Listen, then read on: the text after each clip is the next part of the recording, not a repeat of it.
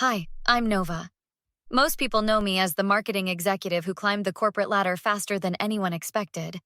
What they don't know is how my picture-perfect life came crashing down 48 hours before what should have been the happiest day of my life. The wedding rehearsal was going smoothly at the Lakeside Gardens venue. Ethan looked handsome in his navy suit, charming my relatives like he always did. I was taking a moment to admire the flower arrangements when my sister Jillian grabbed my arm, pulling me into the empty bridal suite. "We need to talk." "Can it wait? We're about to practice the processional." Jillian's eyes were glassy, her breathing uneven. "He was supposed to marry me." My stomach dropped.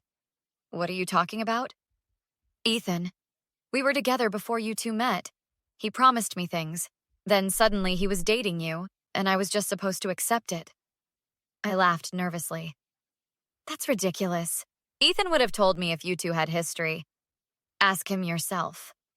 I found Ethan by the bar, laughing with his groomsmen.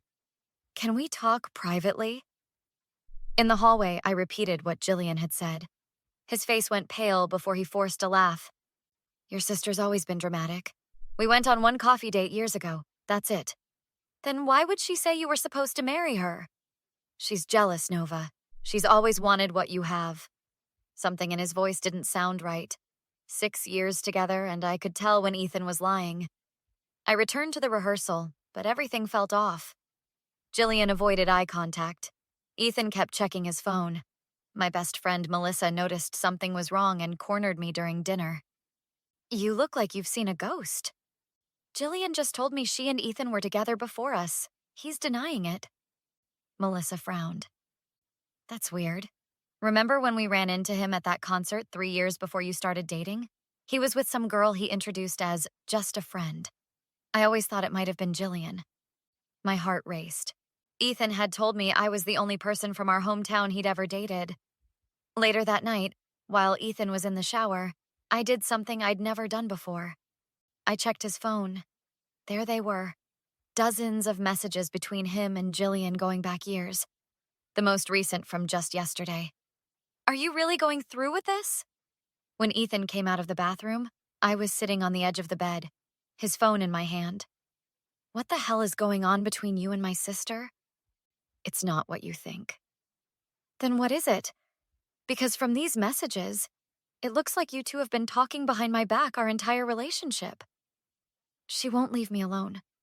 I was trying to keep the peace." "By telling her you miss her?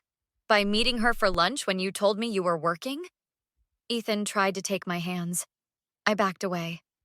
"The wedding's off until I figure out what's really going on." Ethan paced across our living room, hands clenched into fists. "You're throwing away 6 years over some texts? Come on, Nova. Be reasonable." "Reasonable? You've been secretly talking to my sister our entire relationship. Were you with her before me?" His hesitation told me everything. It was complicated. "How complicated?" "We dated for about a year, but it wasn't serious." "Not serious enough to mention to your fiancé?" I grabbed my keys and stormed out, driving straight to my brother Leo's apartment. He opened the door in sweatpants, looking surprised to see me at midnight. "You knew, didn't you, about Ethan and Jillian?" Leo sighed, letting me in. "Sit down." "They weren't just casual. Jillian was obsessed with him. She'd drive by his place, show up at his work. When he started dating you, she had a complete breakdown. And nobody thought to tell me this? Mom made us promise not to. She thought Jillian would get over it and you'd never have to know." I felt sick. "Mom knew too?" My phone buzzed. Melissa checking on me. I told her where I was and what I'd learned. "I'm coming over," she texted back. 20 minutes later, Melissa arrived with a bottle of wine and a determined look. "We need to talk to Marcus." Marcus was Ethan's best friend since college. We called him from Leo's phone, claiming a bachelor party emergency. "Hey man, what's up?" Marcus answered, clearly half asleep. "It's actually Nova and Melissa. We need the truth about Ethan and Jillian." Silence. Then, "Oh, shit. So there is something to tell." "Look, I thought you knew. They were pretty serious. He bought a ring and everything. Then she got really clingy. He broke it off, but she wouldn't accept it. When did they actually end things? Marcus paused. Technically, I'm not sure they ever did. He still meets her sometimes. The next morning, Mom showed up at my apartment unannounced. Nova, you're being dramatic. Every relationship has bumps. He lied to me for 6 years, Mom. Men lie. You move past it. The venue is paid for. The guests are coming. You can't cancel now. I couldn't believe what I was hearing. Did you know they were still in contact? Her eyes darted away. Jillian needs extra attention. You've always been the strong one. After she left, Melissa came over with her laptop. Let's dig deeper. We pulled Ethan's bank statements from the files I kept for tax purposes. There it was, monthly transfers to an account I didn't recognize, labeled Family Support. Could be his parents, Melissa suggested. I called Ethan's mom under the pretense of confirming wedding details. By the way, did Ethan set up that monthly transfer for you? What transfer, dear? I hung up and looked at Melissa. He's been paying her off, $2,000 every month for the past 3 years. We need to find out why. I nodded, a plan forming in my mind. First, we need to talk to Jillian directly. No more games. Melissa and I drove to Jillian's apartment complex. The bank statements and phone records spread across my lap. The security guard recognized me and waved us through without calling up. Jillian opened her door wearing one of Ethan's old college sweatshirts. My stomach churned. What are you doing here? I pushed past her into the apartment. $2,000 a month for 3 years. Want to explain? Her face went white. You don't understand. Then help me understand. Why is my fiancé paying you? Jillian collapsed onto her couch. He promised he'd leave you, said he just needed time to break things off without hurting you or the family. And you believed him? He still loves me, Nova. He's just afraid of what Mom would say if he left the perfect daughter for the screw-up. I pulled out my phone, showing her the text history I'd downloaded from Ethan's cloud backup. He's been telling you he'll leave me while telling me you're unstable and need financial help. He's playing us both. Jillian's eyes widened as she scrolled through messages where Ethan complained about her to me, then messaged her minutes later with sweet nothings. The manipulative bastard. She looked up, tears streaming down her face.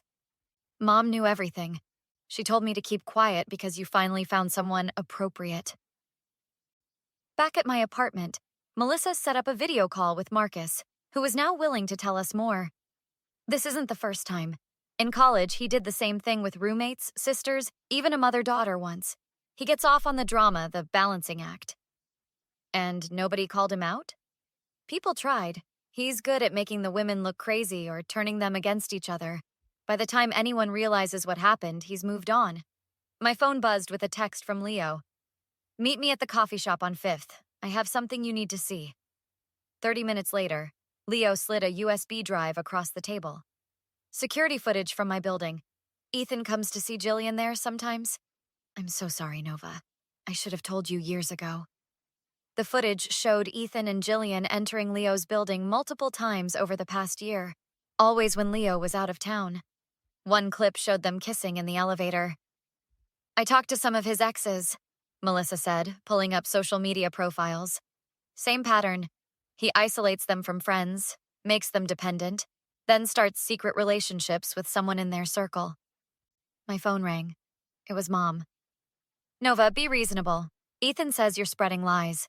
The rehearsal dinner is tonight. People are already arriving. Did you know he was still seeing Jillian? A pause. Your sister has problems. Ethan was just being kind. By sleeping with her behind my back?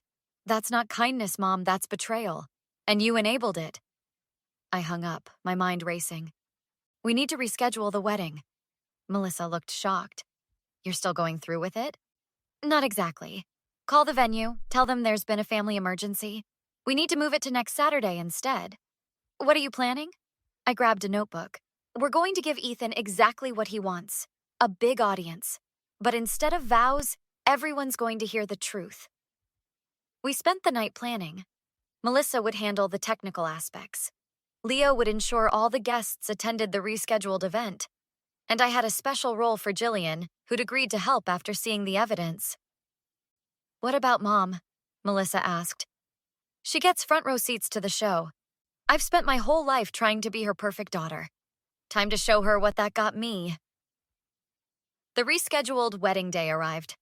I wore a sleek white pantsuit instead of my gown, with Melissa by my side as we watched guests filter into the venue. He just pulled up, Leo texted. Ethan looked confused when he saw the setup. Instead of the traditional aisle arrangement, the chairs faced a large screen at the front of the room. What's going on? Ethan approached, adjusting his boutonniere.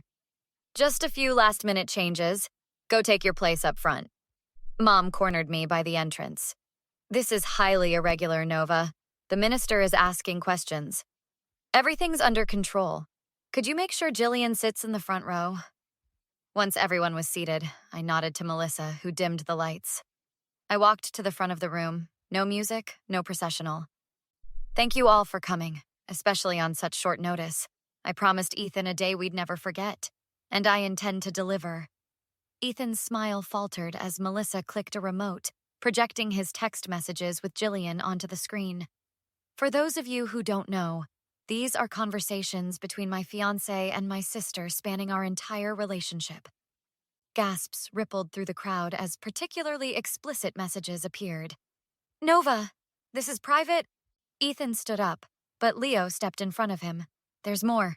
Bank statements showing monthly payments to Jillian, security footage of their meetings, and testimonials from previous women he's manipulated. Jillian shrunk in her seat as friends stared at her in disbelief. And this brings me to you, Mom. I turned to where she sat, rigid with shock. You knew. You encouraged me to stay with a man you knew was cheating with your own daughter. I was protecting our family, Mom hissed. You have no idea what you've done. I've done exactly what you taught me, to present a perfect image. Only this time, it's the truth behind that image. The final slide showed Ethan's company logo. And yes, I sent all of this to your boss, Ethan. The same boss who's been considering you for partner. The same boss whose wife you tried to flirt with at the Christmas party. Ethan lunged forward. You've ruined everything! His outburst, caught on multiple phone cameras, spread across our social circle within hours. 2 weeks later, Melissa and I sat at a cafe across town. Ethan's firm put him on indefinite leave, she said, showing me a news article. Apparently, they found some financial discrepancies once they started looking closer. And Jillian? Moved back to Ohio. None of her friends are speaking to her. Leo joined us, sliding into the booth. Hey sis, how are you holding up? Better than expected. Thanks for having my back. Too little, too late, but I'm trying to make up for it. My phone buzzed. Another text from Mom. I declined the call for the 5th time that week. Still not talking to her? Melissa asked. I told her I need time. Maybe someday we'll have a relationship again, but it won't be the same. Marcus approached our table hesitantly. Mind if I join you? I've been thinking about everything and I should have spoken up sooner. I gestured to the empty chair. Actions speak louder than words. I heard you got that marketing director position you wanted. I nodded, feeling a genuine smile for the first time in weeks. Turns out removing toxic people from your life opens up all kinds of opportunities. Later that evening, I stood on my new apartment balcony watching the sunset. My phone pinged with a text from Jillian. I'm sorry for everything. Can we talk? I typed no and hit send without hesitation. Some betrayals can't be forgiven. Some relationships can't be salvaged.